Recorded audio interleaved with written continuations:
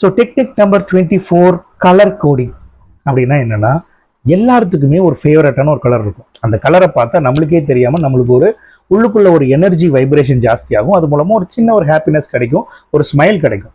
அப்படி உங்களுக்கு என்ன கலர் ரொம்ப பிடிக்கும் அப்படின்றத நீங்கள் சர்ச் பண்ணுங்க.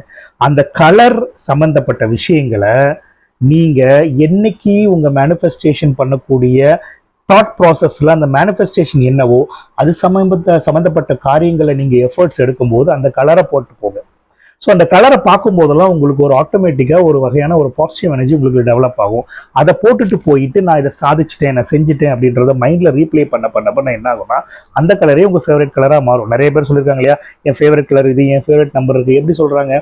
பிகாஸ் அதை பண்ணிட்டு போகும்போது there is something that they cut, ஏதோ ஒரு விஷயம் அவங்களுக்கு நடந்திருக்கும். ஸோ அந்த ஒரு விஷயத்தினால தான் தே continuously do those things repeatedly.